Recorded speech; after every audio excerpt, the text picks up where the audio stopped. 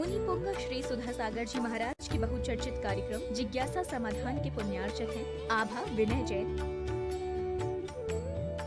मैत्री विवेक जैन, बेबी अविष्का जैन, पुत्री दामाद Ayushi Sambhav Jain Delhi, web takes fabric private limited Ahmedabad Gujarat.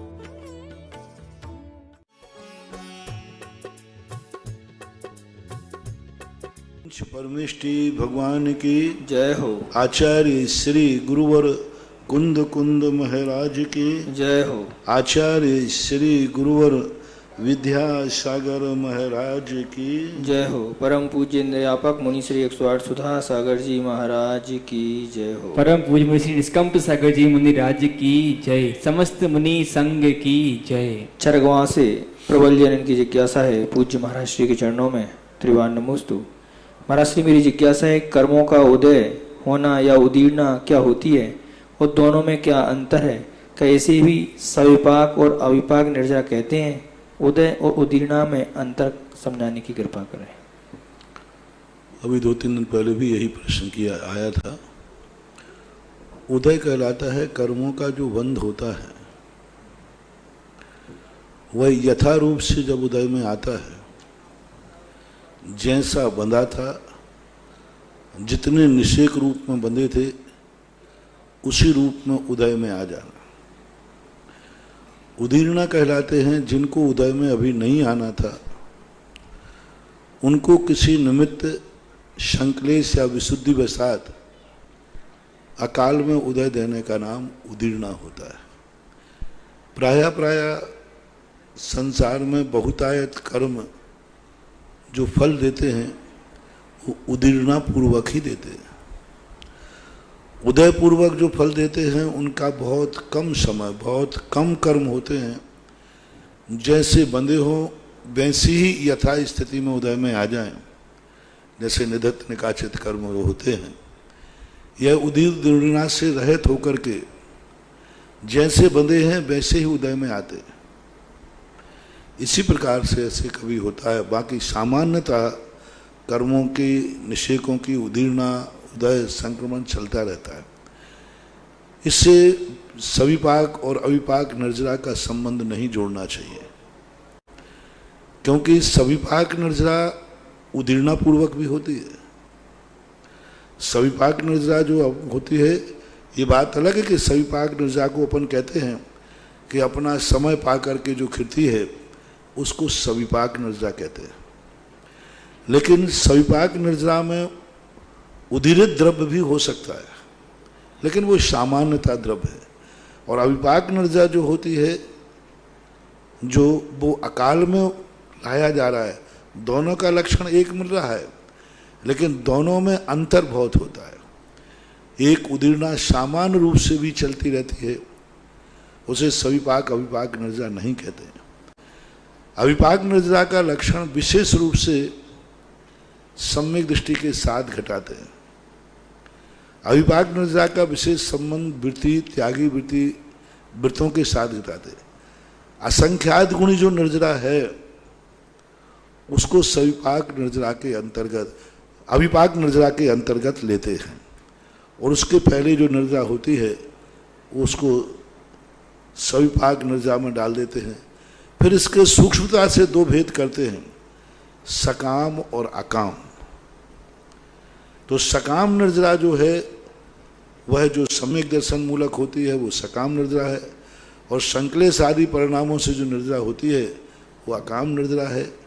बहुत कुछ लक्षण सविपाक का और अविपाक का उदय उदीर्णा से मिलता जुलता तो है, लेकिन पूर्णतः उनको हम एक नहीं कह सकते। रोहतक से छवि जैनन की जिज्ञासा है, पूज्य महाराज श्री के चरणों में कोटि कोटि नमोस्तु। महाराज श्री मेरी जिज्ञासा है कि योग मार्गना के भेद एक बार समझाने की कृपा करें। मिश्र काय योग कैसे बनता है, इसको भी विस्तार से समझाने की कृपा करें। अगर कोई मनुष्य गति से त्रियंज गति में या मनुष्य से मनुष्य गति में जाएगा तो भी क्या मिश्र काय योग बनेगा? कृपया समझाने की कृपा। मूल रूप से जो बनते हैं काय योग, ये 3 काय योग मुख्य रूप से होते हैं। आहारक, वैक्रियक और औदारिक, ये तीन मुख्य। अब इनके साथ में मिश्र दशा जो बनती है, वह दशा जो बनती है कार्मण कायोग के साथ बनती है और कुछ शरीरों के साथ भी बनती है। जैसे कोई जीव है, वैक्रियक शरीर से ऊपर से आया तो विग्रह गति में उसके कार्मण शरीर का उदय हुआ और यहाँ आकर के उसने जन्म लिया तो औदारिक और कार्मण शरीर का, कार्मण शरीर के साथ उसकी मिश्र दशा बन जाती है। इसी प्रकार से कोई जीव ने यहाँ से लेकर के त्रियंशों में जन्म लिया तो भी कार्बन कायोग के साथ मिश्र दशा बनती है। तो विशेष रूप से तो कार्बन कायोग के साथ में ही सभी शरीरों की मिश्र दशा बनाई जाती है, क्योंकि औदारिक, वैक्रियक और आहारक ये अपने आप में एक समय में दो का उदय हो ही नहीं सकता। वैक्रियक शरीर और औदारिक शरीर, ये दोनों शरीरों का कभी भी एक साथ उदय नहीं होता, क्योंकि ये चक्रवर्ती आदि का वैक्रियक छोड़ देना एक अपवाद अलग चीज है। देव और नारकियों के मुख्य रूप से वैक्रियक शरीर होता है। इनका कभी भी एक समय में दोनों का उदय नहीं हो सकता, यानी औदारिक के साथ में, क्योंकि दोनों का उदय एक साथ में मानने में बहुत बड़ा विरोध आ जाएगा। उसका उदय जब तक अभाव नहीं होगा दूसरे का उदय नहीं होता। और मिश्र दशा में दोनों का उदय होना अनिवार्य है, जिसके साथ मिश्र किया जाता है। तो कार्मक और औदारिक का मिश्र दशा नहीं बनती। इसी प्रकार औदारिक की आहारक के साथ मिश्र दशा की स्थिति अलग व्यवस्था बनाई। उसके साथ जब बनेगी तो वहाँ कार्मण शरीर नहीं है, इसलिए मैंने कहा था कुछ मूल शरीरों से भी मिश्र बनता है। तो वैक्रियक और औदारिक इनकी जो जब भी दशा बनेगी तब नियम से कार्मण कायोग के साथ बनेगी। जब समुद्घात करते हैं तब भी कार्बन कायोग के साथ ही मिश्र दशा बनती है औदारिक की। लेकिन जब आहारक शरीर बनता है तो आहारक शरीर के बीच में कार्बन शरीर उदय में नहीं आता, वहाँ आहारक शरीर का औदारिक कायोग के साथ में मिश्र दशा बनती है। क्योंकि जब वह 6 पर्याप्तियाँ आदि करता है तो वहाँ प्रक्रिया वही रूप से बनती है, लौट के भी आता है। तो आहारक मिश्र कायोग, औदारिक मिश्र कायोग, वैक्रियक मिश्र कायोग, इनके साथ में कक्षाएं अलग अलग ढंग से बनाई जाती हैं। विस्तार से आगम से इसको जान लेना चाहिए, गौमरसार जीवकांड आदि से। सिंगापुर से अचिंत्य जैन इनकी जिज्ञासा है। पूज्य गुरुवर के चरणों में कोटि कोटि नमोस्तु। महाराज श्री, मेरी जिज्ञासा है, जब हम श्री जी का अभिषेक करते हैं उसके बाद मार्जन करते हुए एक स्तुति पढ़ते हैं, उसमें लिखा है श्री जी का अभिषेक करें हम। उस स्तुति में एक छंद आया है, गंगा की धारा पर्वत से गिरती है श्री जी के सिर पे, इसीलिए तो जन जन के द्वारा पूजित है गंगा धारा। महाराज श्री, जैनगम के अनुसार ये पंक्तियां कैसे तालमेल रखती हैं? क्योंकि गंगोत्री में तो कहीं भी कोई जैन मूर्ति नहीं जहां ऐसा होता हो। अगर ये भरत क्षेत्र की गंगा से संबंध है तो इस शाश्वत गंगा या इस प्रकार से किसी भी नदी जैसे सिंधु आदि को पूजित माना जाना चाहिए? कृपया जैन आगमन के अनुसार बताने की समझा।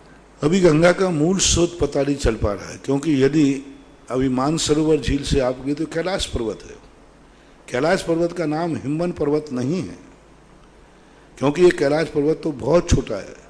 हिमवन पर्वत तो पूरा आड़ा पड़ा हुआ पूरे क्षेत्र का विभाजन करता है। तो हम नहीं कह सकते हैं कि गंगा का उद्गम स्थान यही है। गंगा हो सकता है हिमालय पर्वत पे आई हो, लेकिन ऊपर से और कहीं से उसका स्रोत हो, ये अभी चिंतनीय विषय है। लेकिन जहाँ तक मूर्ति पर गंगा और सिंधु नदी के गिरने का प्रसंग है, यह पूज्यवर नेमीचंद महाराज ने त्रिलोक सार में त्रिलोक परिणति में पूज्यवर देवीसम महाराज ने स्पष्ट रूप से वर्णन किया कि एक 500 धनुष प्रमाण मूर्ति, बड़ी बड़ी जटाओं वाली, बहुत बड़ी जटाएं जिसकी हैं, ऐसी इस मूर्ति पर गंगा और सिंधु नदी की धारा गिरती है। जितनी ये मुख्य नदियां हैं सभी नदियां पहाड़ पर से निकली हैं, चाहे गंगा, सिंधु, रोहितासा, हरिदधिकांता, सीता सेतुदा, नारी नरकांता, सुवर्ण रूप कूला, ये जो नदियां हैं 14 नदियां हैं। तो इस सारी की सारी जो नदियां हैं, ये नदियां नियम से मूर्ति के ऊपर ही गिरती हैं। और वहाँ वर्णन आया, मूर्ति पे गिर कर के ये हजारों धाराओं में विभक्त हो जाती है और फिर आगे जाकर के मिल जाते हैं। तो ये वर्णन शास्त्र प्रमाण है, शास्त्रों में आया है।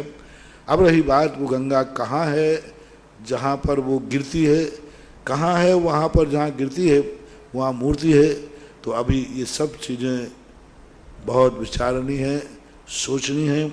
1000 वर्ष पहले तक नेमिचंद आचार्य महाराज इस बात को लिख रहे हैं, तो इसका अर्थ है कि कोई ना कोई इसमें रहस्य जरूर है। नागपुर महाराष्ट्र से आदि कुमार जैन की जिज्ञासा है, गुरुदेव के चरणों में त्रिवार नमोस्तु। महाराज श्री, मेरी जिज्ञासा है कि द्रवलिंगी मुनि और शीतलाचारी मुनि में क्या अंतर होता है? क्या ये दोनों मिथ्या दृष्टि होते हैं? क्या सम्यक दृष्टि मुनि द्रव्यलिंगी और शीतलाचारी हो सकते हैं? कृपया समाधान। सम्यक द्रव्यलिंगी और शीतलाचारी बहुत अंतर है। द्रव्यलिंगी चर्या में बहुत शुद्ध होता है, अंदर की श्रद्धा में अंतर है मिथ्या दृष्टि, लेकिन बाहर शीतलाचार नहीं होता। वो 28 बुलगुण का बराबर पालन करता है और बराबर उसके दोष आदि लगने पर प्रायश्चित लेता है, प्रतिक्रमण करता है, वो दोष को दोष मानता है। सबसे बड़ी द्रव्यलिंगी की विशेषता होती है, पहली बात तो वो निर्दोष चर्या पालन करेगा। कभी दोष लगता भी है तो द्रव्यलिंगी भी दोष को दोष मानता है, लेकिन शीतलाचारी अलग चीज, वो दोष को दोष ही नहीं मानता। वो तो मानते ही नहीं, उसका तो व्रत लेते ही नहीं, वो तो उसके प्रकार का मतलब ही नहीं। तो शीतलाचारी तो महान भ्रष्टों में आता है, द्रव्यलिंगी भ्रष्टों में नहीं आता। द्रव्यलिंगी नियम से मर करके स्वर्ग ही जाता है। द्रव्यलिंगी नियम से मरण करके द्रव्य स्वर्ग ही जाएगा, लेकिन शीतलाचारी नियम से स्वर्ग नहीं जाता, दुर्गति ही जाता है। शीतलाचारी व्यक्ति भ्रष्ट जो साधु होता है, वो नियम से गलती, वो गलती नहीं मानता। वो तो कह रहा है कि ये गलती है ही नहीं। तो ऐसा व्यक्ति जो है नियम से दुर्गति का पात्र होता है। इसलिए शीतलाचारी और द्रव्यलिंगी में बहुत अंतर है। द्रव्यलिंगी जब भी मरेगा अपनी चर्या को अच्छा पालेगा और स्वर्ग जाएगा। सम्यक दृष्टि शीतलाचारी हो सकता है क्या? इसके 2 रूप हैं। क्योंकि पूज्यवर उमा स्वामी महाराज ने पुलाक बकुस कुशील की चर्चा करके और ये सम्यक दृष्टि बताए, भावलिंगी बताए, तो वहां पर जो स्थितियां बनाई गई हैं, कुचित कदाचित कोई परिस्थितिवश, किसी कुचित कदाचित परिस्थितिवश, कभी कर्म के आवेश में, कभी निमित्त के आवेश में, कभी वातावरण की प्रतिकूलताओं में, वह कई बार अपने व्रतों में किसी प्रकार का दोष लगाने के लिए, लेकिन वो दोष को दोष मानेगा, ये पक्का है।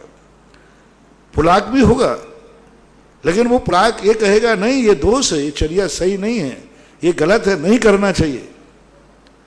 उसको ये नहीं कहेगा नहीं ये तो चलता है। इसलिए शीतलाचार तो उसे नहीं कहेंगे हम, लेकिन अतिचार तो सम्यक दृष्टि के व्रतों में भी लगता है। और भावलिंगी संत भी सभी तीर्थंकरों के काल में 1 से नंबर वाले नहीं होते। किसी के 33 नंबर भी होते हैं तो किसी के 99-100 नंबर भी होते। तो सम्यक दृष्टि भावलिंगी मुनियों में व्रतों के संबंध में हीनादिकता देखी जाती है, लेकिन हीनादिकता होते हुए सबसे बड़ी शर्त है वो जो भी कमी करता है उस कमी को वो स्वीकार करता है, वही सबसे बड़ी उसकी विशेषता होती है। और अंतो डज्झामी भी करता है कि यह कार्य ठीक नहीं है, यह कार्य उचित नहीं है, फिर भी परिस्थितियां उसको उस कार्य के लिए कराने के लिए बाध्य कर देती हैं, तो वो परिस्थितियों को वो धीरे धीरे करके नष्ट करता है। सब चरगवा से प्रबल जनन की जिज्ञासा है, पूज्य महाराष्ट्री के चरणों में त्रिवार नमोस्तु। महाराष्ट्री, मेरी जिज्ञासा है कि गणधर लय के जो नमो जिणाणम आदि 48 रिद्धियां मंत्र हैं और जो 64 रिद्धि मंत्र हैं, तो ये एक ही हैं या अलग अलग हैं? यदि एक ही हैं तो 48 में दूसरे 64 मंत्र क्यों नहीं है? कृपया समाधान। गर्भित कर दिए जाते हैं। कभी कभी क्या है, कुछ रिद्धियों को आचार्य गर्भित कर देते हैं, मूल तो वे 8 रिद्धियां ही होती है। अब 8 रिद्धियों में उन्होंने अलग अलग कर दिया। विक्रिया रिद्धि है, अब विक्रिया की अणिमा मणिमा गरिमा आदि रख दी। ऐसी एक विक्रिया की रिद्धियों में तप रिद्धि है, अब तप में तीव्त दीप्त महाघोर आदि ये भेद कर दिए जाते हैं। तो ये विस्तार और संक्षेप की अपेक्षा से है। अब जैसे बल रिद्धि है तो किसी आचार्य ने बल रिद्धि ले ली और किसी आचार्य ने काय बल रिद्धि, वचन बल रिद्धि और मनोबल रिद्धि, 3 रिद्धियाँ अलग अलग कर दी। अब 3 कर देंगे तो विस्तार हो जाएगा और अकेले एक बल रिद्धि कह देंगे तो संक्षेप हो जाएगा, ऐसा मानना चाहिए। भोपाल से प्रदीप हरसोला इनकी जिज्ञासा है, पूज्य गुरुवर के चरणों में त्रिवार नमोस्तु। महाराज श्री मेरी जिज्ञासा है कि उत्तम, मध्यम और जघन्य ये 3 प्रकार की अंतरात्मा बताए हैं। हमें यह बताया गया है कि मुनि महाराज उत्तम अंतरात्मा देशव्रती अनगारी जिन्होंने घर का त्याग दिया है ऐसे लक्षुल्लक, मध्यम अंतरात्मा और अविरत सम्यक दृष्टि जगन अंतरात्मा। और गुरुदेव 6 डाला में 6ठे गुण स्थानवर्ती भावलिंगी मुनि एवं सम्यक दृष्टि श्रावक को मध्यम अंतरात्मा बताया गया है, कृपया कैसे, कृपया समझाने कृपा। यह गठन मूल आचार्यों के ग्रंथों में हमें देखने में नहीं आया। उत्तम मध्यम जघन आत्मा का जो बंटवारा है यह बहुत अर्वाचीन कथन है। कुंदकुंद भगवान ने ऐसा कोई कथन नहीं किया। कुंदकुंद भगवान ने इतना कथन जरूर किया समय सार के अंदर, रत्नत्रय को उन्होंने जघन्य कहा। जब रत्नत्रय जघन्य अवस्था में होता है तब बंध का कारण होता है, और जब वो जघन्य अवस्था छोड़ देता है तो अवंधक होता है। ऐसा समय सार के अंदर गाथा आई है। अब ये जो तीनों का बंटवारा किया कि गृहस्थ को मध्यम अंतरात्मा, ये हमें कहीं आगम में, शास्त्रों में, मूल प्राचीन आचार्यों में कहीं देखने में नहीं आया। क्योंकि इनको अंतरात्मा किस ढंग से कहा जाए, कैसे कहा जाए, जब अभी इनकी सर्वघाती प्रकृतियां उदय में हैं, प्रत्याख्यान और अप्रत्याख्यान, तो ये अंतरात्मा हो कैसे सकते? क्योंकि अभी इनकी कसाई ही सर्वघाती है। वो अंदर जाने नहीं देगी तो अंतरात्मा कैसे हो गए? अंदर जाने नहीं देगी वो। अप्रत्याख्यान का सर्वघाती प्रकृति का अर्थ है अपने प्रतिपक्षी गुण को ढांकती है, उसके किंचित मात्र भी अंश प्रकट नहीं होने देती। इससे अप्रत्याख्याना वर्णी कसाय उस जीव को अंदर जाने ही नहीं देगी तो उसको अंतरात्मा कैसे कहेंगे? अंदर तो पहुंचे पहले। इसी प्रकार प्रत्याख्याना वर्णी कसाय जाने ही नहीं देगी अंदर, तो फिर वो करेगा कैसे अंदर जाकर के? द्रव्यसंगर की टीका में जरूर एक देश वृत्ति को एक देश सुखी शब्द का प्रयोग किया है कि जैसे उसका देश सही में आ जाता है तो वह एक देश स्वसम्मति का अनुभव करता है, सुखी होता है। लेकिन वहां पर आत्मानुभूति नहीं लेना, यानी उसने एक देश पाप को छोड़ दिया है तो सुख की अनुभूति करता है, आकुलता छूट गई। इसलिए यह कथन हम इसका एकदम सर्वथा निषेध भी नहीं कर रहे हैं, लेकिन मूल आचार्यों की दृष्टि में ये भेद नहीं आया और ना इसके लिए उन्होंने स्वीकार किया है। पूज्यवर अमृतचंद सूरी महाराज ने ये बात का उल्लेख जरूर किया पुरुषार्थ सिद्ध उपाय के अंदर कि जितने जितने अंश में कसाय खत्म हो जाती है उतने उतने अंश में वो सुखानुभूति करता है। जितने जितने अंश में कसाय कम हो जाती है उतने उतने अंश में वह अवंधक होता है, क्योंकि जितना कसाय चली गई उसकी उतना उसको सुख की उपलब्धि होती है। ये शब्द जरूर अमृतचंद सूरी ने कहे, लेकिन ऐसा बंटवारा भी पूज्यवर अमृतचंद सूरी ने भी नहीं किया कि जगन्नात्मा आत्मा अविरत सम्यसी, मध्यम आत्मा देशवृत्ति, उत्तम आत्मा मुनि शुद्ध उपयोगी। तो अब ये सब चीज़ों पर बड़ा विचारणीय प्रश्न लगता है, इसको कैसे घटित किया जाए, क्या घटित किया जाए, इस बात बहुत विचारणीय है। फिर भी घटाया है तो ऐसे से घटा लो। श्रद्धा की अपेक्षा चौथा गुण स्थानवर्ती की श्रद्धा मजबूत है।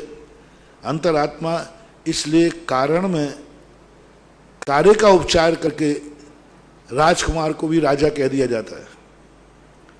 राजकुमार को भी राजा कह दिया जाता है, अभी राजा है नहीं वो, लेकिन राजकुमार को राजा कह देते हैं। इसी प्रकार वो राजकुमार है चौथा गुण स्थानवर्ती, अभी मार्ग पर चला नहीं, लेकिन कारण में कार्य का उपचार करके अंतरात्मा कह सकते।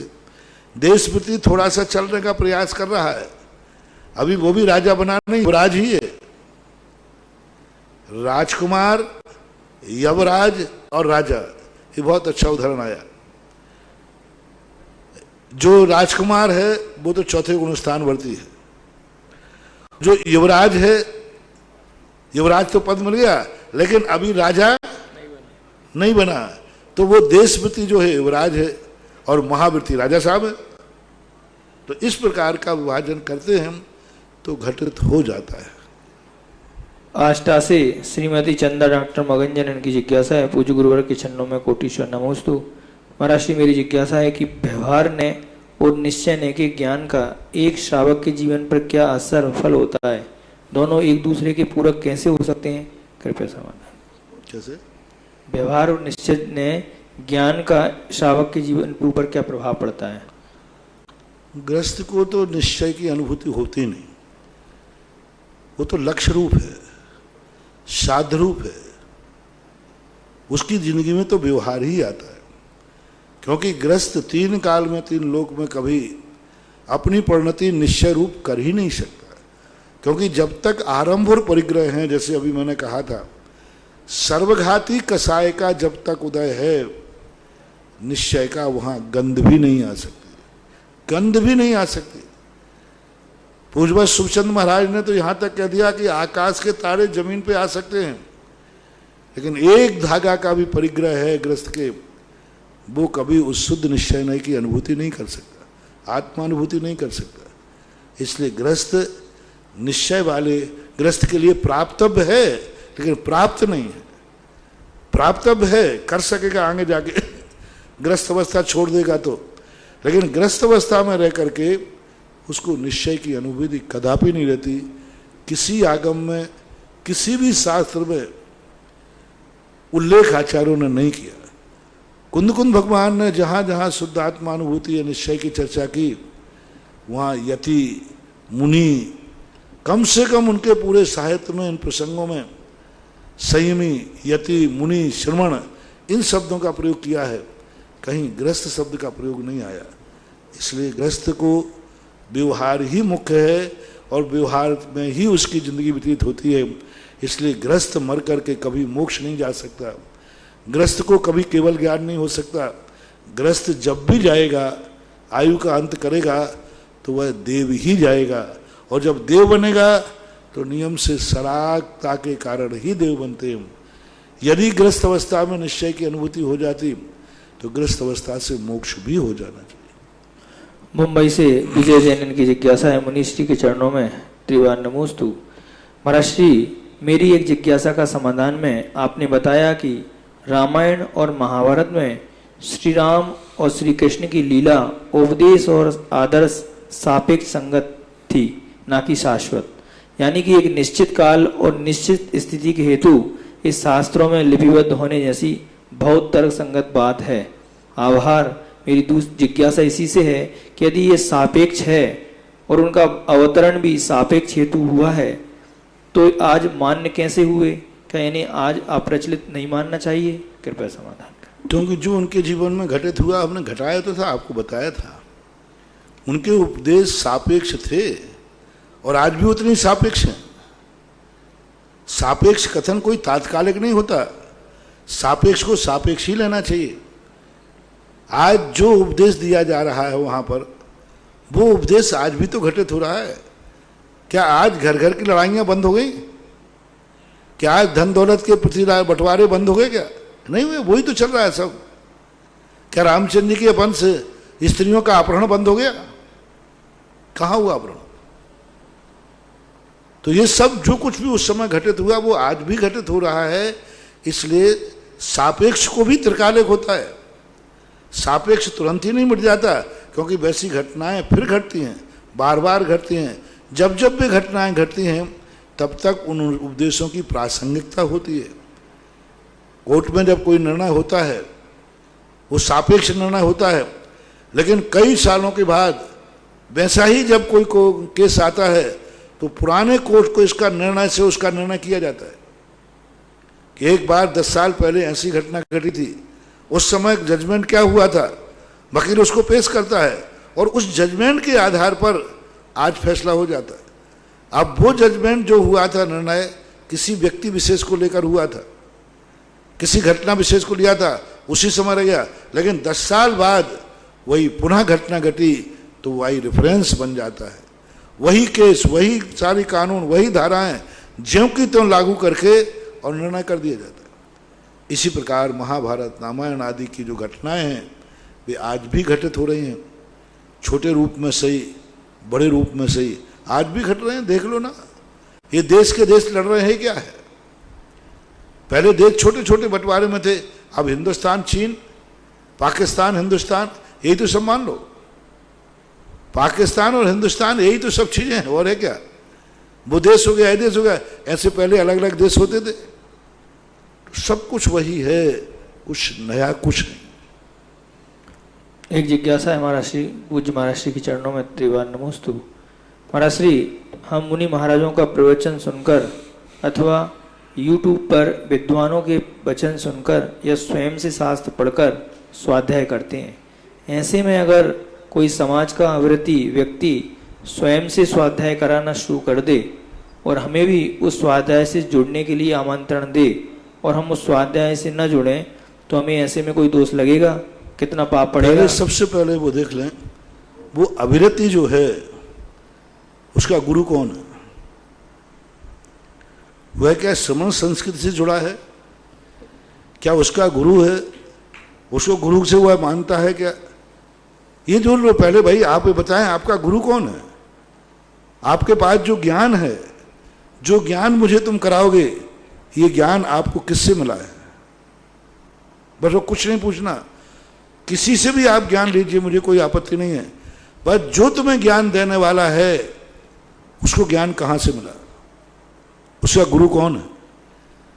यदि अविरत दृष्टि क्या है, एक बालक भी है, यदि वो कहता है कि मेरा ज्ञान जो भी है वो मुझे दिगंबर जैन मुनि के द्वारा मिला है, फिर बालक के द्वारा लगाया हुआ शिविर भी मान्य है। और वो यदि कहे कि नहीं मेरा कोई गुरु नहीं है और रागी देशी परिग्रही को गुरु बनावे कि हमें फलाने पंडित से मिला, अरे भाई उस पंडित जी किससे मिला? बोले उससे पंडित से मिला। दिगंबर मुनि यदि बीच में कहीं नहीं आ रहा है, ऐसे लोगों के प्रवचन ग्राह्य नहीं है, चाहे वो वचन सत्य भी क्यों ना हो। नीम हकीम खतरे जान, नीम हकीम की दवाई सही भी हो तो भी देने योग्य नहीं है। महाराज वो सही पढ़ा रहे हैं, सही सब कुछ सही पढ़ा रहे हैं, लेकिन उनकी परंपरा नहीं। पंडितों की कोई परंपरा नहीं होती, गृहस्थों की कोई परंपरा नहीं होती। मोक्ष मार्ग में किसी भी शास्त्र में गृहस्थों की धार्मिक दृष्टि से कोई परंपरा नहीं कही। पंडितों की कोई परंपरा नहीं है कि भाई पहला पंडित कौन था, फिर पंडित कौन था। परंपरा होती है मुनियों की, और मुनि के द्वारा आया हुआ परंपरा का ज्ञान किसी के भी द्वारा मिलता है तो वो ग्रहण करने योग्य है। इसलिए आप जब भी दशलाक्षण पर्व में अपने यहाँ पंडित जी बुलाएं, शिविर लगाएं, उनसे 2-3 बातें पूछ लेना। सबसे पहली बात तो पूछना कि वो स्वयं षड आवश्यक का पालन करता है कि नहीं। अब प्रश्न आया है तो थोड़ा सा बहुत अच्छा प्रश्न है। सबसे पहले आप देखना गद्दी पे किसको बैठालना। मैं नहीं कह रहा हूं कि प्रतिमाधारी हो, मैं नहीं कह रहा हूं कि वो मुनिराज हो, अविरत भी है, तो क्या वो षड आवश्यक का पालन करता है? क्या वह प्रतिदिन अभिषेक पूजन करता है? गद्दी पे बैठाने की बात कह रहा हूं, शिविर लगाने वाले की बात कह रहा हूं, पढ़ाने वाले की बात कह रहा हूं। जो तुम्हें पढ़ा रहा है, जो तुम्हें शिविर लगा रहा है, जो तुम्हें स्वाध्याय करा रहा है दशलाक्षण में, सबसे पहले देखो क्या वो अभिषेक पूजन का नियम है? विशेष परिस्थिति को छोड़ करके बड़ी बीमारियां, पहला नियम।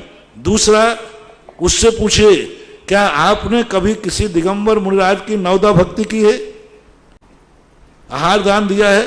नमोस्तु अकेला नहीं, नवदा भक्ति की है क्या किसी मुनिराज की? यदि वो नवदा भक्ति कहता है मैंने कभी किसी मुनि की नवदा नहीं की है, उसको कदापि मत बुलाना। दशलाक्षण पर्व में बिना प्रवचन सुने रह जाना, बिना शिविर के रह जाना, मूर्खानंद होके मर जाना।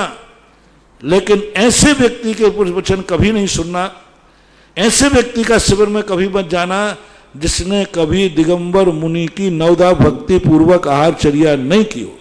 सेकंड पेपर, सेकंड कंडीशन, मैं कह रहा हूं कि बिना ज्ञान के मर जाना तो भी सदगति हो जाएगी, लेकिन ऐसा पंडित जिसने कभी नवदा भक्ति नहीं की, ऐसे व्यक्ति के द्वारा पूरे अनुयोग पढ़ लेना, समय सार पढ़ लेना, तो भी तुम्हारी दुर्गति का ही निमित्त बनेगा, क्योंकि खोटे गुरु के द्वारा दिया हुआ ज्ञान ज्ञान ही नहीं। तो दूसरे व्यक्ति पर प्रवचन सुनते समय पूछिए, जो शिविर लगा रहा है अविरति, आपको निमंत्रण दे रहा है, तो कहिए कि आप नवदा भक्ति की है कभी? यदि वो कहे हाँ मैंने फलाने महाराज को आहार दिया नवदा भक्ति पूर्वक, तो उसको गद्दी पर बैठा लिए और शिविर में शामिल हो जाए। तीसरा, देव पूजा, स्वाध्याय, स्वाध्याय तो करेगा तभी तो पढ़ाएगा। स्वाध्याय संयम, कम से कम इतना तो हो कि वो रात्रि भोजन नहीं करता हो, अभक्ष सेवन नहीं करता हो, कम से कम गुटखा तंबाकू का त्यागी हो, कम से कम इतना तो हो कि होटलों में चाट पकौड़ी खाने वाला ना हो। इतना संयम तो प्रवचन सुन रहे उसका, गद्दी पे बैठा रहे, और वो होटलों में जाकर के भक्षा भक्त का कोई विचार नहीं करता। तो एक जैसा एक श्रावक का गुण होता है, इतना होना चाहिए। तो ये जो 6 आवश्यक कहे हैं, ये 6 आवश्यकों को पालन करने वाले की गद्दी पे बैठा सकते हो, शिविर में बुला सकते हो। यदि ये गुण नहीं है तो न तुम्हें शिविर पढ़ने की जरूरत है और न प्रवचन में 10 लाख क्षण पर में गद्दी पे बैठाने की जरूरत है। बोले परम पूज्य मुनि पुंगव श्री सुधा सागर जी महाराज की जय। देश विदेश में समस्त श्रावक श्राविका जो लोग जिज्ञा समाधान मुनिश्री का सुन रहे हैं, उन सबकी तरफ से बारंबार नमोस्तु नमोस्तु नमोस्तु। परम पूज्य मुनिश्री के आशीर्वाद से क्षेत्र पर चल रहे समस्त योजनाओं में श्रावकगण मन वचन मन धन से सहयोग कर रहे हैं, जिसमें तीर्थ रक्षक बनने की भावना वाई है। श्रेष्ठी श्रीमान मुकेश कुमार जैन, संगीता जैन, सुपुत्री सुचिता जैन, मुनिश्री इनका आज विवाह उत्सव है और इसके उपलक्ष्य में उन्होंने तीर्थ रक्षक बनने की भावना वाही है। दूसरा, भक्तांबर विधान जिन्होंने बिजौलिया में करने की भावना वाही है 51,000 की राशि में। शेषी श्रीमान जतन जैन, राजेश जैन, रीना जैन, काजल, कमल, संगीता जैन, समस्त भयेंद्र थाने परिवार। महाराज श्री 15 जून अर्थात कल इनका मुंबई में चक्रवर्ती विवाह है, इसके उपलक्ष्य में उन्होंने भक्तांबर विधान करने की भावना वाही है। आपके चरणों में बारंबार नमोस्तु करते हैं। प्रथम जिज्ञासा महावीर जैन प्रवासगिरी, महाराज श्री के चरणों में बारंबार नमोस्तु नमोस्तु। महाराज श्री नवदा भक्ति में प्रदक्षिणा परिक्रमा नहीं आती, तो परगहन के बाद प्रदक्षिणा करनी चाहिए, क्या समाधान करें? वो परगहन में गर्भित है, जैसे अपन ने कह दिया नवदा भक्ति एक शब्द है, परगहन का अर्थ ही होता है। जैसे कहा भगवान की वंदना, तो वंदना में प्रदक्षिणा गर्भित होती है, तो उसको परगहन शब्द से ही उसको ले लेना चाहिए। परगहन में विधि यही है कि अत्रो नमोस्तु नमोस्तु कह करके और प्रदक्षिणा पूर्वक उनको करना, क्योंकि यह प्रदक्षिणा का क्रम अनादिकाल से चला आया। शास्त्रों में भी मुनिराजों का परगहन के समय प्रदक्षिणा का उल्लेख मिलता है, लेकिन वो नवदा भक्ति में संक्षेप रूप में गर्भित है। हमारा से इनका प्रश्न आगे कि नवदा भक्ति किन किन की करनी चाहिए? माँ दिगंबर मुनि के अलावा नवदा भक्ति किसी की नहीं होती, कुमारी नंदिनी क्योंकि जैन, हमारे शास्त्रों में एक भी उदाहरण पूरे आगम में कहीं भी देखने में, उदाहरण की बात कर रहा हूं कि कहीं भी एक उदाहरण बता दीजिए मुनिराजों के अलावा आहार के समय किसी अन्य की भी नवदा भक्ति की गई है, ऐसा कोई भी शास्त्र में किसी के पास भी कोई रेफरेंस हो तो कृपया करके उद्धरण दें। वैसे श्रीफल चढ़ा देना, भेंट कर देना, ये अलग चीज होती। नवदा भक्ति की बात कर रहा हूं, किसी भी शास्त्र में 19वीं शताब्दी के पहले के किसी भी शास्त्र में, चाहे वो भट्टारकों का हो, चाहे वो पंडितों का हो, चाहे वो आचार्यों का हो, 19वीं शताब्दी के पहले किसी भी ग्रंथ में एक भी उदाहरण बता दो। आहार तो मुनिराजों ने भी किए हैं, आहार तो छुल्लकों ने भी किए हैं, आहार तो आरिकाओं ने भी किए हैं, आहार तो आप लोग भी करते हो, प्रतिमाधारी भी करते हैं, निमंत्रण से भी करते हैं, बना के भी करते हैं। लेकिन नवदा भक्ति पूर्वक किसी ने निमंत्रण किया, किसी का, किसी आरिका को नवदा भक्ति पूर्वक आहार दिया गया, ऐसा कोई एक उदाहरण कहीं बता दीजिए, इतनी लिखा बता दीजिए फलाने राजा ने फलाने क्षुल्लक को पढ़ा करें नवदा भक्ति की, फलानी हारिका को पढ़ा करके नवदा भक्ति की गई, नवदा भक्ति पूर्वक आहार दिया, ऐसे उल्लेख बता दो, चलो कोई बात नहीं। हारिका आहार को तो गई है और आहार का उल्लेख भी मिला है कि फलाने राजा के यहाँ आहार करने हारिका गई, ऐसा उल्लेख मिला है, स्पष्ट रूप से उल्लेख मिला। हारिकाएं आहार को निकलती थी, बहुत उदाहरण है, लेकिन उन्होंने नवदा भक्ति पूर्वक आहार दिया ऐसा उल्लेख नहीं मिला। लेकिन मुनिराजों के सैकड़ों उदाहरण लिखे हैं वर्तमान युग में कि फलाने महाराज को फलाने राजा ने नवदा भक्ति पूर्वक आहार दिया, महाराज ने नवदा भक्ति पूर्वक आहार लिया। तो ऐसी स्थितियों को लेकर के आगम की परंपरा तो यही है। अब और किसी की परंपरा वर्तमान में चल रही है उस पर मैं आक्षेप नहीं करूंगा, मुझे आक्षेप करने का अधिकार भी नहीं और मैं करना भी नहीं चाहता, क्योंकि वर्तमान की कौन क्या कर रहा है, किसकी क्या परंपरा चल रही है, इस संबंधी डिस्कशन करना कोई मतलब नहीं है, कोई भी मतलब हल निकलने वाला नहीं। मैं तो आगम की परंपरा बता रहा हूं, आगम में कहीं इस प्रकार का उल्लेख नहीं किया गया। अब तुम पारिशेष न्याय से करो कि शास्त्र में लिखा है कि मुनि के समान उसकी क्रिया जानना, अरे ये तो सब मूलाचार में लिखा है, लेकिन वहां पर जाकर के जब पड़घान हुआ वहां तो कहीं लिखना चाहिए, वर्तमान युग में तो कोई बात मिलना चाहिए, नहीं है, ऐसी बातों का नहीं है। आगम की बात है, वर्तमान परंपरा पर जिसका जैसा चल रहा है वैसा चलाओ, आप लोग भी वैसा निभाओ, राग द्वेष करने में ज़्यादा फायदा नहीं है, थोड़ा समय है, थोड़ी जिंदगी है, वृत्ति भी बहुत थोड़े हैं, इसलिए वो कार्य करो जिसमें कसायों में वृद्धि ना हो। कई बार सत्य कुछ और होता है, क्रिया कुछ और होती है, करना पड़ता है। सत्य का निर्णय कुछ और होता है, क्रिया कुछ और करना पड़ती है। आज का समय ऐसा है, आप गृहीत मिथ्यात्व को नहीं मानते हैं, कुगुरु कुदेव शास्त्र को नहीं मानते हैं, लेकिन समाज में रहना है तो चंदा चिट्ठा देना पड़ता है, समाज में रहना है तो व्यवहार भी करना पड़ता है। अब सत्य का निर्णय है कि ये ठीक नहीं है, लेकिन व्यवहार क्या कह रहा है सत्य क्या है, ये गलत है, लेकिन व्यवहार क्या कहता है, बस यही याद चलना चाहिए। मैंने तो सत्य बताया कि सत्य ये है कि महा दिगंबर मुनि की नवदा भक्ति होती है, लेकिन व्यवहार क्या करना, जैसे जिसमें कसायों की शांति हो वैसा करना, जैसी कसायों में शांति हो। राग द्वेष मत करो, कुछ चीजों को मजबूरी में भी करना पड़ता है, कसाय न बढ़ जाए, कई बार सत्य को भी जानते हुए भी नहीं करना पड़ता, क्योंकि अभी कसाय बढ़ने की स्थिति रहती है। इसलिए वर्तमान तो मेरा सबसे यही कहना है, वर्तमान में तो गुजारा चलाओ जैसे चल रहा है, लेकिन सत्य का निर्णय करना, सत्य को कभी समझौता मत करना, क्रिया और निर्णय सम्यक दर्शन को दूषित मत करना। क्रिया भली मजबूरी से समझौता कर सकती है, लेकिन सत्य और हमारा सिद्धांत कभी मजबूरी से समझौता नहीं करना, सत्य को सत्य ही मानना। अब क्रिया तो जैसा चल रहा है चलाओ, जो है सो है। महावीर की जय। जय। कुमारी नंदिनी जैन गुना से पूज्य गुरुदेव के चरणों में बारंबार नमोस्तु। महाराज श्री अष्टमी और चतुर्दशी को इतना महत्व क्यों देते हैं, कृपया समाधान करें। बहुत बार मैं बता चुका हूं, क्योंकि उस दिन ज्योतिर् नक्षत्रों का एक अलग ढंग का प्रभाव होता है। उस दिन शुभ कार्यों में करने से विशेष सहयोग मिलता है और अशुभ कार्यों करने में से ज़्यादा अशुभता आती है, इसलिए। अभिजैन मुहिवाल छोटी बिजौलिया मुनिश्री के चरणों में बारंबार नमोस्तु।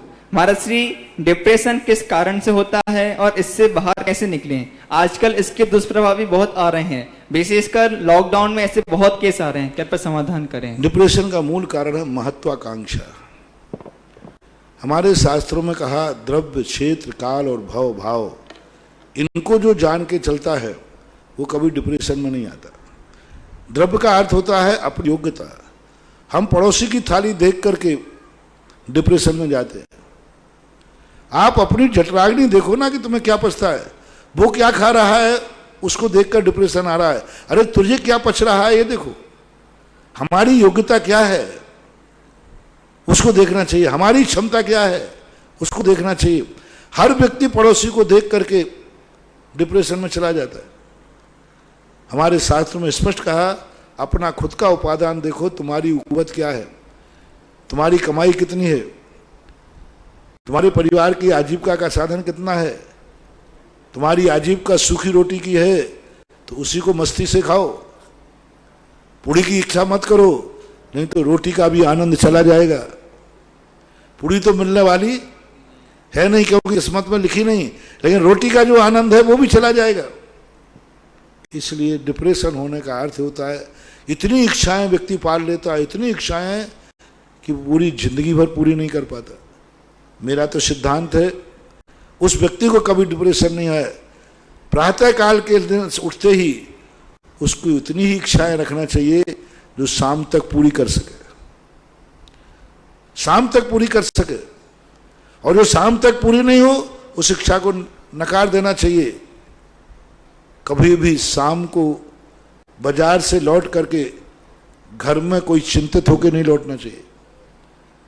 पुरुष वर्ग को अपने घर लौटते समय देखना चाहिए पूर्ण होकर लौटे, संतुष्ट होकर रखे, मुस्कुराता हुआ लौटे, अच्छी तरह से लौटे। क्योंकि हर व्यक्ति ये देखना चाहता है घर में कि मेरा व्यक्ति जिस उम्मीदों से घर से बाहर निकला था क्या उम्मीद पूरी हुई।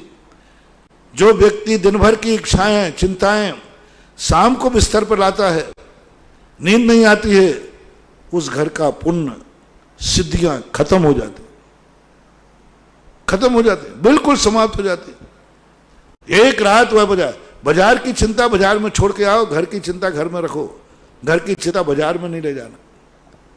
चिंतित होकर जाओगे, घर का टेंशन लेकर बाजार में जाओगे, व्यापार की सिद्धि खत्म हो जाएगी। एक मंत्र ले लो सभी लोग, बाजार की व्यापार की चिंता लेकर घर आओगे, घर की सिद्धियां खत्म हो जाएंगी,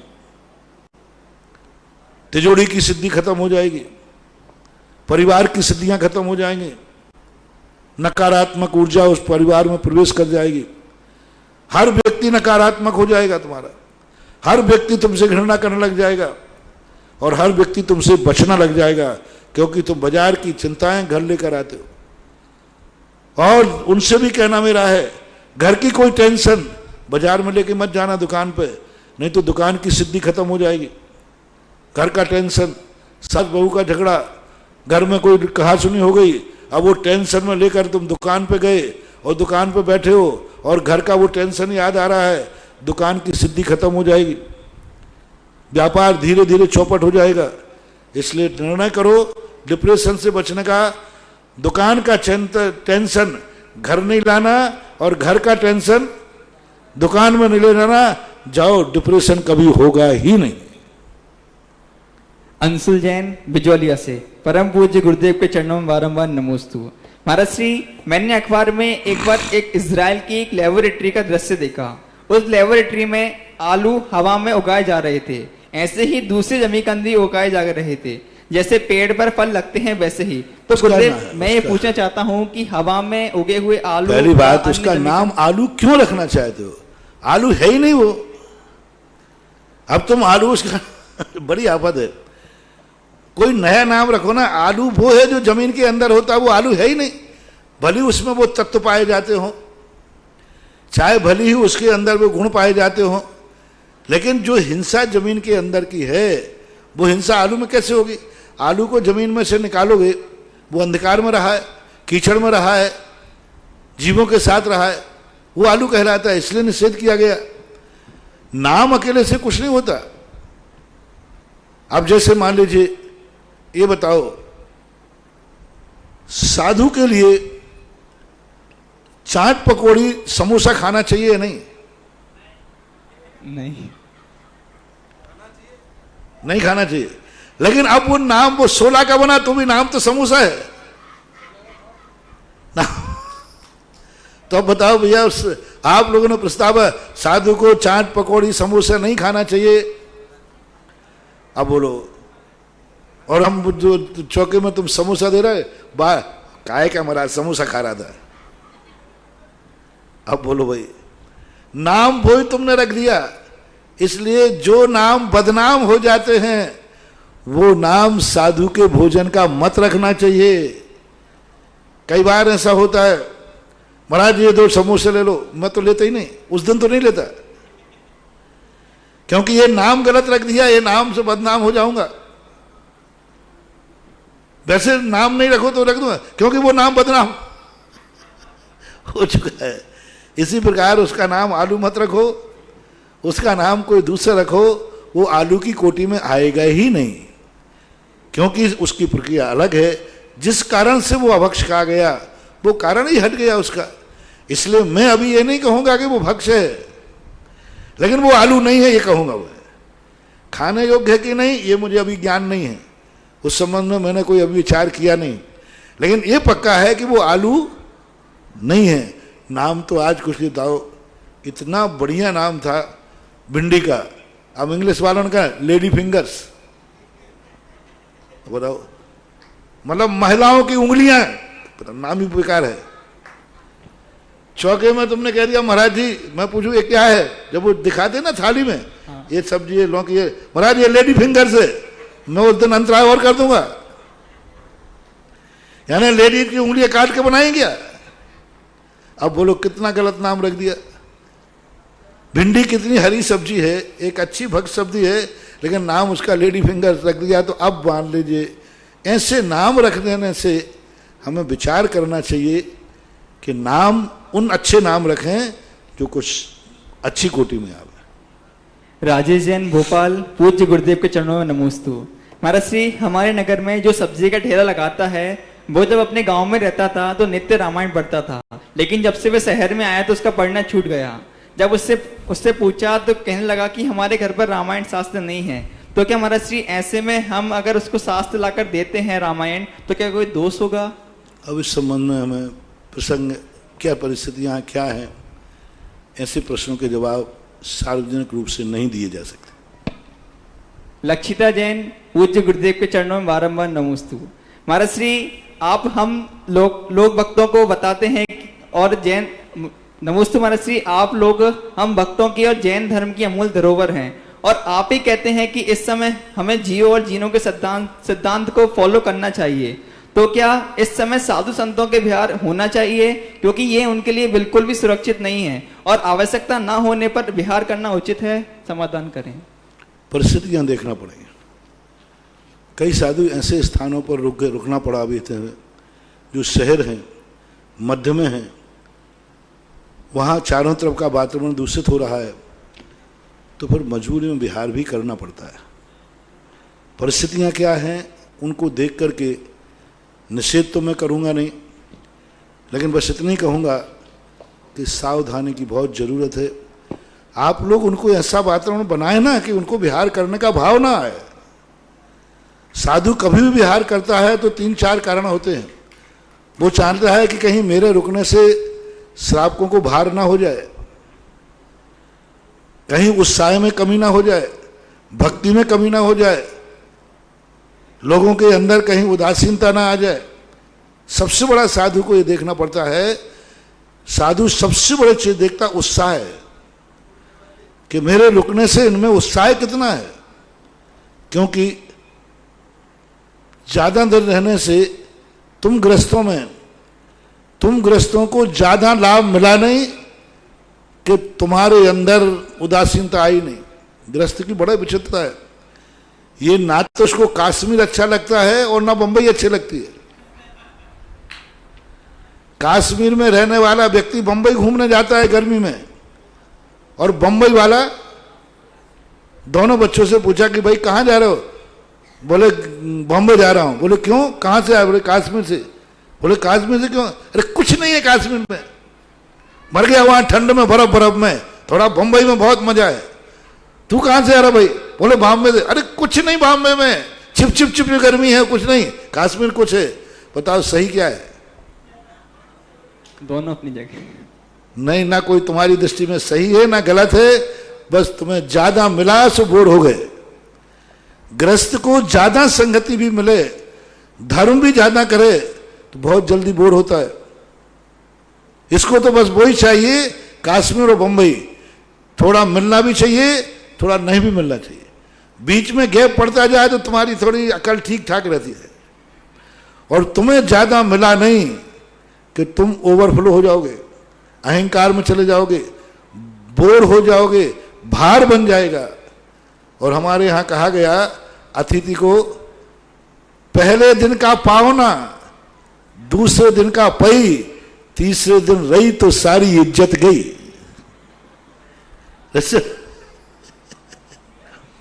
तो ये स्थिति साधु देखता है, कहीं ऐसा ना हो कि हमारे यहां हम भार बन के रह जाए। और ये सब बोर उदासीनता, आप लोगों का कर्तव्य है कि इतना उत्साह दिखाओ, इतना उत्साह दिखाओ कि साधु को ऐसा लगे कि मैं अभी कल ही विहार करके यहां आया हूं। क्योंकि उसको ऐसी महसूस हो जाए कि जैसे पता ही नहीं चले कि मेरा दिन कब, मुझे तो ऐसा लगे कि मैं कल ही विहार करके आऊं। जैसे कभी साधु आता है या साधु तुम्हें बहुत दिनों में मिलता है, तब शुरुआत में आपका कितना उत्साह होता है, वो उत्साह तुम अंतिम तक बरकरार रखो तो किसी साधु को विहार करने की जरूरत ही नहीं पड़ेगी। लेकिन साधु तेल देखता है, तेल की धार देखता है। ये सब ये नरियल फरियल चलाने से हम लोगों पर कोई प्रभाव नहीं पड़ता। ये तो तुम्हारे अंदर की बात है, हमें सब मालूम रहता है कि ये नरियल कैसे चढ़ते हैं। अब नहीं चढ़ाएं तो लोग कहेंगे ये देखो महाराज को महाराज इन्होंने विहार करा दिया, तो लोक लाज में अंदर का उत्साह है। ऐसी उमंग आपकी हो कि साधु मजबूर हो जाए कि हम कहाँ विहार करके जाएं, इससे अच्छा उत्साह तो कहीं मिलने वाला नहीं है। इसलिए साधुओं को विहार करने की स्थिति बनती है। कभी स्वयं इच्छा से करते हैं, कभी साधु को मजबूरी में करना पड़ता है, कभी प्रकृति का वातावरण विहार करा देता है क्योंकि अनुकूलता नहीं, शहर के बीच में फंस गए। अब एक संघ 10 घर के समाज में फंस गया, बहुत बड़ा संघ है, अब 10 घर की समाज है, स्थान भी रहने को नहीं है, मंदिर ही छोटा सा है, तब ऐसे साधु साध्वियों को विहार तो करना ही पड़ेगा। और कई बार समाज का वातावरण से भी विहार करना पड़ता है। तो अब प्रकृति के वातावरण को तो तुम संभाल नहीं सकते, कम से कम समाज का वातावरण इस ढंग का बनाओ कि साधु को अपने आप ऐसा मन हो कि नहीं अनुकूल वातावरण है। अन्यथा साधु ध्यान रखना, साधु संकट मूल ले सकता है, अपनी जिंदगी को दांव पर लगा सकता है, लेकिन किसी का भार बन के नहीं रह सकता। साधु की उपस्थिति से यदि समाज बोर हो जाती है, और ग्रस्तों का लक्षण है जैसे इनको ज्यादा मिला कि इनको बस वही वाली बात है, 2-3 दिन मिठाई खाने मिल गया है तो फिर चटनी की याद आने लग जाती है, और नहीं मिले तो भाई मिठाई तो भोजन में होना ही चाहिए। इसलिए सभी लोग, समाज को बहुत बड़ा दायित्व है, बहुत बड़ी स्थितियां हैं, क्योंकि इस समय दिगंबर जैन मुनि के लिए, ओनली दिगंबर जैन मुनि के लिए सबसे ज्यादा खतरा है। अदरवाइज कुछ हो गया तो समाधि के अलावा कुछ भी नहीं है, हाथ कुछ भी नहीं कर पाओगे, हाथ मलते रह जाओगे, सब खड़े रह जाओगे, क्या कर लोगे तुम? क्योंकि इस बीमारी का इलाज जो है वो एलोपैथिक है, अस्पताल में भर्ती है, जो भी आपका चल रहा है। इसलिए साधु को आप सबके लिए विचार करना है, अकेले साधु पर ही जोर मत दो, आप अपने आप को भी जिम्मेवार ठहराओ। यदि साधु ने तुम्हारी तरह यहां से विहार किया है, आप खुद अपनी परीक्षा कीजिए, कहीं इसमें गलती तुम्हारी समाज की तो नहीं है। जब कोई पार्टी हारती है तो सबसे पहले पार्टी बैठ करके अंतरंग में परीक्षण करती है कि अपनी कमी कहां रही। जब चुनाव होते ना, जो पार्टी हारती है वो अंतरंग मीटिंग करते हैं कि अपनी खुद की गलती कहां रही है। इसी प्रकार साधु तुम्हारे यहां से विहार कर रहा है तो आपको सोचना चाहिए कि हमारी समाज की गलती कहां रही। आप अपनी गलती को पकड़िए और उस गलती को न होने दें, क्योंकि बहुत खतरनाक चीज है। बहुत, कोई व्यक्ति अपने आप को हेकड़ी ना करे, चाहे साधु हो चाहे कोई भी हो, ये न कहे कि मुझे तो कुछ नहीं हो सकता। मुझे तो कुछ नहीं हुआ है। नहीं, ये बीमारी अग्नि के समान है, इसमें अग्नि नहीं पहचानती कि हाथ साधु का है या ग्रस्त का है। अग्नि में तो हाथ जाएगा तो जलेगा ही। जलेगा। इसलिए श्रमण संस्कृति की रक्षा का बहुत बड़ा सवाल है, बहुत बड़ा सवाल है। अब इस समय मुनि भक्ति सारी, और दिनों में चतुर्मास कराना है तो ठीक है, बाबा जी आएंगे तो बहुत अच्छा रहेगा, धन दौलत भी आएगा, बहुत समाज भी आएगी, बड़े बड़े कार्यक्रम होंगे, बड़ी इज्जत मिलेगी, ये तो सब चीज है। भक्त की पहचान विपत्ति काल में होती है, मित्र की पहचान विपत्ति काल में होती है। अब इस समय गृहस्थों की बहुत बड़ी पहचान है कि वास्तविक रूप से इनमें कितनी साधु भक्ति है, यह विचार नहीं है। कांता पाटनी भीलवाड़ा, महाराज जी के चरणों में बारंबार नमोस्तु। महाराज श्री, हम लोग तप से उत्पन्न दुख को दुख मानते हैं, और तप से होने वाला दुख और मिथ्यात्व से होने वाला दुख की तुलना कैसे करें?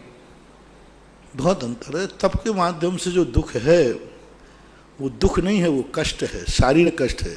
मन तो खुश है, तब तो उसने सुख के लिए किया है, तब तो उसने सुख के लिए किया है, और उससे उसको कष्ट जरूर शारीरिक हो रहा है, लेकिन मानसिक खुशी है उसको। मिथ्यात्व के द्वारा जो मन है वो तो बिल्कुल विपरीत है। वो खा रहा है अमृत मान करके, लेकिन फल मिल रहा है जहर का। जहर का मिला, वो सुख मान रहा है लेकिन मिलना उसको दुख है। ऐसा दोनों में बहुत अंतर होता है। सोनिया जैन मेरठ, महाराज श्री के चरणों में बारंबार नमोस्तु। महाराज श्री, आपके प्रवचनों के माध्यम से सुनते हैं कि हमें अपने देव शास्त्र गुरु के पूजन दर्शन वंदना करना चाहिए, एवं मंदिर जी में जाकर समय का विकल्प नहीं करना चाहिए, घड़ी नहीं देखना चाहिए। गुरुभाई, मेरी जिज्ञासा ये है कि गृहस्थ अवस्था में सभी लोगों को जल्दी भोजन देना होता है, तो बार बार दृष्टि घड़ी पर जाती है, तो मुझे बार बार विकल्प होता है कि मैं दोस्त की भागी बन रही हूँ। कृपया मेरी जिज्ञासा का समाधान करें। मैंने कभी ये नहीं कहा है घड़ी नहीं देखना चाहिए। मैंने ये कहा है कि घर मंदिर के समय को सीमित मान के नहीं जाना चाहिए। मैं इतने मिनट, 1 मिनट बाद वापस आ जाओ ना, लेकिन घर में मंदिर जाते समय तुम पहले ही संकल्प गए मैं 5 मिनट में वापस आऊंगा, तो फिर कोई बात नहीं, 5 मिनट वापस आओगे। तो जब मंदिर से जाओ तब भी तो कुछ भगवान से कह के जाओ कि मैं इतने मिनट में वापस आऊंगा। तुम शिखर जी जाओ, मुझे कोई आपत्ति नहीं। महाराज जी मैं शिखर जी जा रहा हूँ 8 दिन का रिजर्वेशन लेके, मुझे कोई आपत्ति नहीं, बढ़िया है, जाइए। लेकिन जब शिखर जी से लौटो तो कुछ तो कह के आओ कि मैं कितने दिन में लौट के आऊंगा, वो तो कह के जाओ। तो वो तो तुम करते नहीं हो। पुनः दर्शनम भूयात, एक दिन हमने कहा था मंदिर जाते समय की विधि तो दुनिया जानता है, लेकिन मंदिर से लौटते समय की विधि कोई नहीं जानता। सब बताते मंदिर कैसे जाना चाहिए, लेकिन मंदिर से कैसे वापस आना चाहिए, इस संबंध में मैंने 1 दिन का प्रवचन दिया था। सबसे बड़ी निधि है मंदिर से लौटने की विधि। मंदिर से लौटते समय हर व्यक्ति को एक बार मूल नायक के सामने जाना चाहिए और वहां ये कह के आना चाहिए पुनः दर्शनम भूयात, मैं पुनः प्रभु आपके दर्शन को पधारूं। मैं जा रहा हूं, घर में जाना जरूरी है, ग्रस्त हूं, लेकिन मैं शीघ्र लौट के आऊंगा, मैं शीघ्र लौट के आऊंगा। और हो सके तो समय को बांध दो कि मैं कल ठीक इतने बजे आपको फिर आऊंगा। शिखर जी से लौटते समय कहो अगली साल फिर मैं आऊंगा। तो ऐसा मानना चाहिए, यानी धर्म को सीमित मत करो, अधर्म को सीमित करो। घर जाने का काल तुम्हारा कोई सीमित नहीं है। घर कितने दिन के लिए जा रहे हो? और महाराज जी आप ये बातें कर गए। मंदिर से मैं पूछूं, जब तुम घर से आ रहे हो और मैं मिल जाऊं रास्ते में, कहाँ जा रहे हो? महाराज मंदिर जा रहा हूं। कितनी देर में लौटो? अरे महाराज अभी लो। अब मंदिर से निकल रहा हूं, मैं पूछूं भाई घर कितने समय के लिए जा रहे हो? पता नहीं। बोलो कैसा लगेगा? पहली बात तो कहो महाराज जी आप ये प्रश्न पूछ रहे हो, कितने समय, घर में क्यों समय पूछा जाता है क्या? बस यही अंतर है। अगली जिज्ञासा ऑनलाइन ऑडियो के माध्यम से। नमोस्तु नमोस्तु। मैं ब्रह्मचारी शुकांत भैया ज्ञानोदती चेत नारेली से। महाराष्ट्र ज्ञानोदय में देवादिदेव 1008 मुनीश्वरनाथ भगवान समूसरण विराजमान हैं। उनको विराजमान हुए 20 जून को 900 दिन पूरे हो रहे हैं। ज्ञानोदय क्षेत्र प्रति 100 दिन के बाद विशेष महोत्सव मनाता है, किंतु इस समय लॉकडाउन की स्थिति में श्रावकों का, दर्शकों का आना संभव नहीं है। इस स्थिति में समस्त जिन प्रतिमाओं का जो अभिषेक प्रति 100 दिन के बाद होता है वह हम करना चाहते हैं। आपके आशीर्वाद से आप आशीर्वाद प्रदान करें। साथ ही साथ जो लोग भी ऑनलाइन के माध्यम से शांति धारा अभिषेक करना चाहते हैं उनके पुण्य में क्या वृद्धि होगी और देवादिदेव मुनीश्वरनाथ भगवान का ऐसा चमत्कार क्या है कि प्रतिदिन यहाँ ऑनलाइन के माध्यम से बहुत से लोग शांति धारा करके अपना लाभ ले रहे हैं और उनके जीवन में विशेष सौभाग्य की स्थिति बन रही है। नमोस्तु महाराज। देखो, जिससे लगाव होता है वह उसके प्रति अपना लगाव, राग भाव, समर्पण भाव किसी न किसी रूप में कर लेता है। आज तुम किसी से नहीं मिल पा रहे हो तो फोन के माध्यम से मिल रहे हो, किसी भी प्रकार के व्हाट्सएप आदि के माध्यम से मिल रहे हो, लेकिन मिल रहे हो। ऐसे ज्ञानी व्यक्ति धर्म छोड़ता नहीं है, उसे कई तरीके ढूंढ लेता है। ठीक है, कोई बात नहीं, मुझे भगवान के पास 900वां दिन बनाने को नहीं मिलेगा, वो ऑनलाइन से बनाएगा। यदि तुम्हारी श्रद्धा है तो, और इसी समय परीक्षा ही खड़ी है, जब खुले दिनों में तुम भगवान के पास जा रहे हो उसमें का पुण्य रख लीजिए एक तरफ, और ऐसे समय पर अपनी श्रद्धा दिखा, नहीं भली लॉकडाउन है मैं ऑनलाइन से भगवान का अभिषेक कराऊंगा तो कराऊंगा, इसमें ज्यादा श्रद्धा है, वहां ज्यादा समर्पण देखने में आएगा। कि देखो, वे प्रकृति उस समय सोचेगी, भगवान के पास जो जाने वाली वर्गणा है वो सोचेंगे इस व्यक्ति को देखो लॉकडाउन में भी इसने भगवान को नहीं छोड़ा। एक बार मैंने कहा था आप लोगों से कि आप भगवान के अभिषेक का समय निश्चित कीजिए और उस समय निर्णय कीजिए कि मैं इतने समय पर संसार के कार्य नहीं करूंगा। और आप दिल्ली में हैं, किसी ने कहा चाय पी लीजिए, उन्होंने कितने बजे? बोले साहब 7 बजे। 15 मिनट बाद पीऊँ। बोले क्यों?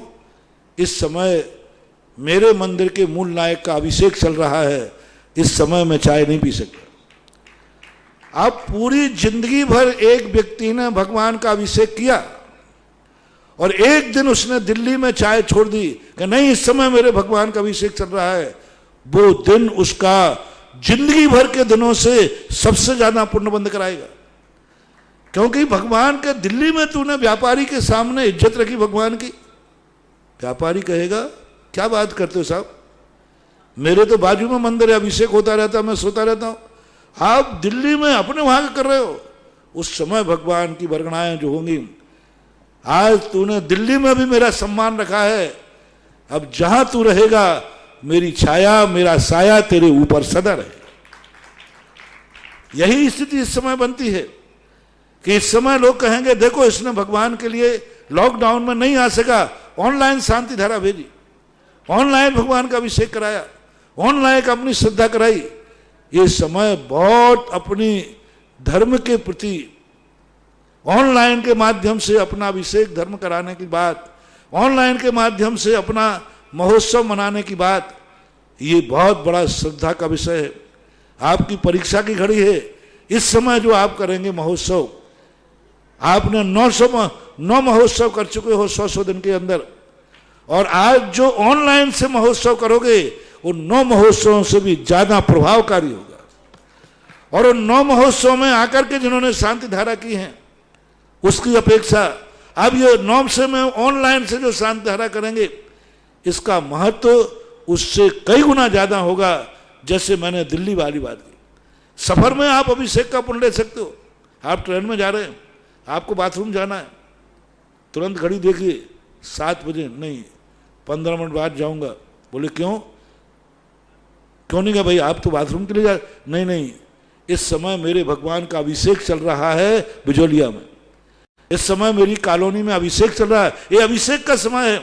आपने 15 मिनट के लिए बाथरूम रोक लिया, ओहो, ऐसा अपरंपार पुण्य बंद होगा, ऐसा अपरंपार पुण्य होगा, तुम्हें कभी मलमूत्र संबंधी बीमारी जिंदगी में होगी ही नहीं, कभी नहीं होगी। मात्र 15 मिनट के लिए आपने बाथरूम रोका है, 15 मिनट के लिए आपने टॉयलेट रोका है। क्यों रोका? क्योंकि इस समय मेरे भगवान का अभिषेक चल रहा है। अब बोलो, ऐसा अपार पुण्य बंद कर लिया ट्रेन में बैठे बैठे। ये पुण्य बंद यहां मंदिर में भगवान का अभिषेक कर रहे थे उस समय नहीं बंद होगा, ये पुण्य बंद ट्रेन में बंद होगा। क्योंकि तुमने ट्रेन में भी भगवान के समय को कर दिया कि नहीं, लौट के आ गए, बोले घड़ी नहीं देखी थी, नहीं जाऊंगा मैं। मेरे प्रभु पर जल की ढाला चल रही है, मेरे प्रभु पर ऊपर अभिषेक हो रहा होगा इस समय, और मैं बाथरूम में नहीं, 15 मिनट को मैं रोकता हूं। इस संबंध में मैंने बहुत सारे मनोवैज्ञानिक तत्व कई बार बता चुका हूं। तो ये इस समय आपके बहुत, आप लोगों ने जो टीवी के ऊपर अभी जो पूजाएं की हैं, ये पूजाएं साधारण मत मानना महानुभाव। सारे ब्रह्मांड की पुण्य वर्गणाएं कि देखो भक्तों ने मंदिर जाने नहीं मिला तो घर को मंदिर बना दिया लेकिन पूजा की। जय हो। घर को मंदिर बना दिया लेकिन पूजा की। पापी पाप का स्थान नहीं मिले तो भी पाप कर लेता है, पुण्यात्मा को पुण्य का स्थान नहीं मिले तो पुण्य कर लेता है। एक उदाहरण बताया था ना, बताया पहले मैंने। देखो, एक पापी ने नियम लिया कि मैं प्रतिदिन किसी को मार करके ही भोजन करूंगा, और मारता भी था। तो एक बार पुलिस ने पकड़ा, उसे जेल में डाल दिया। बोले साहब मेरा नियम है, नियम है, अब कोठरी में बंद करता हूं, पाल नियम। और दूसरे दिन उसको भोजन दिया, कर लिया। बोले क्यों रे, नियम कहाँ गया? बोले साहब मैंने तो अपना नियम पूरा कर लिया। बोले तूने किसी का मर्डर कर दिया क्या? बोले साहब मैंने तो निपटा दिया। जेलर घबरा गया कि ये कहीं भाग के तो नहीं गया, कहीं कोई गुजर। बोले कहाँ गया? तो उसने क्या है, ऐसी बत्ती बनाई, अपने हाथ में से बत्ती बन जाती ना मैल की, और मैल की बत्ती लेकर कहा ये फलाना चंद और ए ले। अब बोलो, उसने भाव से हिंसा कर दी कि नहीं? कर दी। उसको हिंसा का बंद होगा कि नहीं? बिल्कुल होगा। बस ऐसे ही अपन क्यों नहीं करते? लॉकडाउन में मंदिर नहीं जा सकते, मत जाने दो, मैं पुण्य कमा के दिखाऊंगा, मैं टीवी के सामने पूजा करूंगा। तो ये दो चार जो तुम्हारी पूजाएं हुई हैं, ये पूजाएं कोई साधारण नहीं है। जिंदगी भर की पूजाओं से भी अधिक पुण्य, अधिक श्रद्धा, आस्था तुम्हारी व्यक्त हुई है कि हमारी श्रद्धा को कोई दुनिया की ताकत नहीं रोक सकता। स्थान का परिवर्तन हो सकता है, श्रद्धा में अंतर नहीं आ सकता। ऐसा यदि आप करो तो कोई महोत्सव में फर्क नहीं। मैं तो कहता हूं ऐसी महावीर जयंती, ऐसी आदिनाथ जयंती, अक्षय तृतीया शायद मंदिरों में नहीं मनाई गई होगी जैसी घर घर में मनाई गई। ऐसे ये 900 माह तुम्हारा जो सिस्टम है, ये 900 माह ऐसा मनाओ, ऐसा मनाओ कि वे 9 में जो बनाए गए हैं वो उसको भी पीछे छोड़ दें। बहुत बड़ी श्रद्धा और आस्था, जो श्रद्धालु हैं, जिनको मूर्ति के प्रति समर्पण भाव है, जो जानते हैं कि मूर्ति में अलौकिक शक्ति है, वे ऑनलाइन भी नहीं चूकेंगे और चूकना भी नहीं चाहिए। अगली जिज्ञासा ऑडियो के माध्यम से। महाराज श्री, मेरे पूरे परिवार की तरफ से आपको नमोस्तु। मैं रश्मि जैन भोपाल से।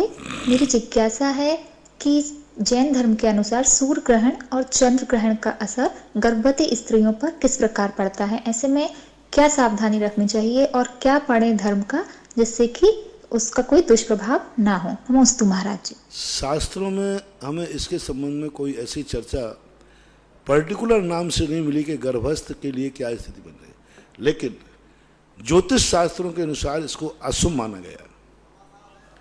तो अशुभ का इतना ही है कि तुम्हारे उदर में एक जीव है, वो निर्माण हो रहा है, उसकी जिंदगी की शुरुआत हो रही है, वो अपने परिवार को निर्मित कर रहा है।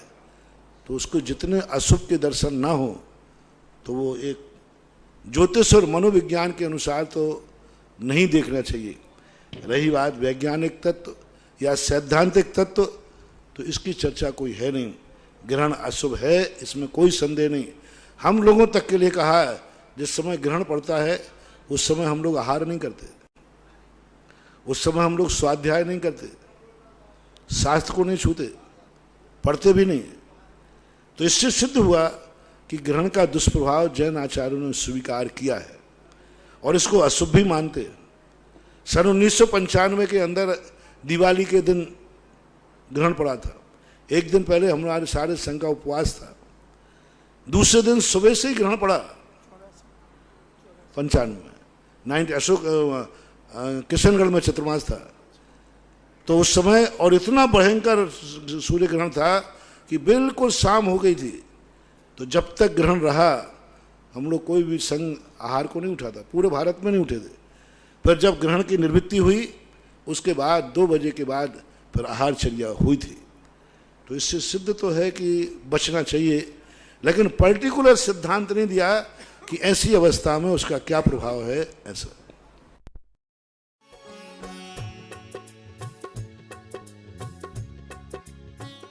मुनि पुंग श्री सुधा सागर जी महाराज की बहुचर्चित कार्यक्रम जिज्ञासा समाधान के पुण्यार्चक थे आभा विनय जैन, मैत्री विवेक जैन, बेबी अविष्का जैन, पुत्री दामाद Ayushi Sambhav Jain Delhi, web takes fabric private limited Ahmedabad Gujarat.